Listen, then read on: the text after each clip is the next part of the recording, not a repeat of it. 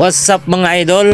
Ibabahagi ko sa inyo yung aking naranasan, yung experience ko sa ating unit na Piaggio. Kahit sino naman naranasan yun ito, ang problema na to, no? Ito pala ay kumakadyot at namamatay-matay, kaya wala tayong nabili na fuel filter, kaya nag DIY po tayo mga busing. Kaya ito, tinanggal ko na yung fuel filter, tsaka hindi ko na hinugot yung sakit kasi manipis yung kuko ko. At ayan nga, nakita natin, no, yung mga mayroon pa parang pintura, itim na yung filter natin. Kaya naghugas ako ng kamay para sigurado yung dumi na matanggal natin, yung dumi na yan ay nanggaling mismo sa filter. Kaya ayan, nalaglag yung ating camera. okay, bumili nga pala ako ng kalahating litro ng ng gasolina panghugas natin. Dinandahan lang muna natin mga busing, kasi hindi natin agad ibuhos yung gasolina para meron tayong parang banlaw. Ito muna, pangunang hugas natin. Tingnan niyo naman, pag ng ganyan, punong-puno mga busing. Yan ba naman yung bumara sa filter natin? Kaya yun, kumbaga sa tao parang asthmatic na yung makina natin, hindi na makahinga. Sobrang latak na yan mga busing. Tingnan niyo naman, ganyan kadumi. Kaya kayo, kung may nangyari sa inyo, ganyan, ganito lang gawin niyo, hugasan na lang muna yung filter natin. Pag wala tayong makitang pamalit, pansamantala. Di ba? Ganyan kadumi. Tingnan niyo naman. Makapit yung dumi diyan sa filter na yan. Sa sobrang dumi, tingnan mo, hindi ko inasayang ganyan sa kadumi. Hindi na po siya makakahigop ng gasolina mga busing. Kaya sakal na.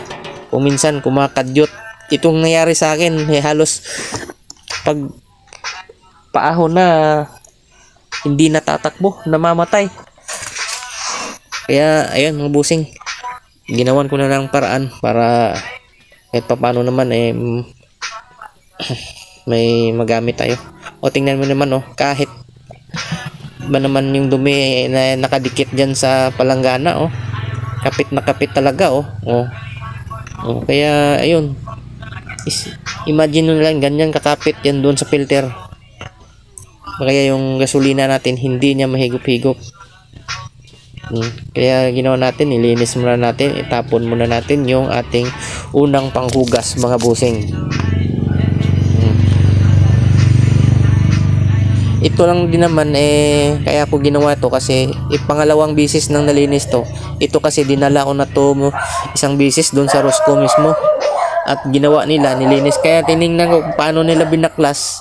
Pwede naman palang dukutin, kaya ang ginawa ko ganoon na rin. Tsaka nag-DIY na lang tayo para makaminos naman tayo ng ng panggastos natin. Sayang man kung kaya naman natin gawin. Kaya ayan, hinugasan ko ulit. Pangalawang hugas mga busing, pangalawang banlaw. Tingnan nyo naman, ang latak niya pa rin. Pero wala tayong dyan, compressor na gamitin, kaya piga-piga lang, hugas paulit-ulit lang hanggang sa luminis yung natin, yung filter. Ayan, pakunti-kunti lang mga busing. Yung gasolina baka maubos, para may pangbanlaw pa tayo. Ayan, piniga una ng husto. Tinapon ulit natin yung natira. Tingnan nyo naman,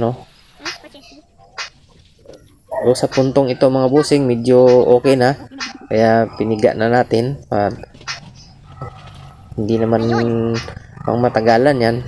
Kasi o-order naman tayo sa Shopee para sa panibago nating filter mga busing. At least alam na natin paano tanggalin, alam na rin natin kung paano ito ikabit. Kaya ayun, okay na rin na meron tayong matutunan mga boss. Kaya dito binahagi ko sa inyo kung paano, baka sakaling makatulong, di ba? Ganun lang.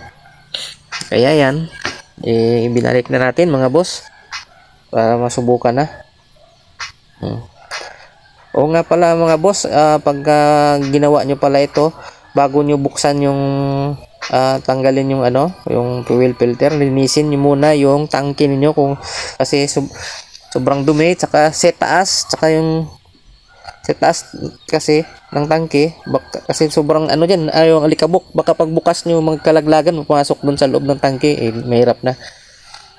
Kaya yung tingnan mo, linis na linis yung aking yung tangke kasi pinunasan ko yan ng todo para hindi pumasok yung mga dumi. Kasi pag ginalaw-galaw natin yan, magkalaglagan yan dun sa taas, pumasok. Ang laki kasi ng butas ng tangke dyan pag binuksan mo. Kaya linisin nyo na muna bago nyo gawin.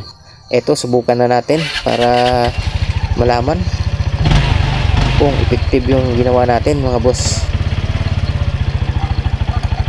Ayan, at pumunta na ako dun sa unahan.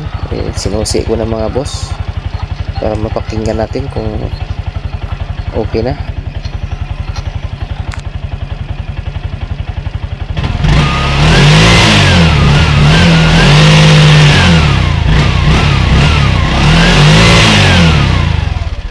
Ayun nga mga boss, ang ganda ng arangkada. Ayos, successful po yung ginawa natin.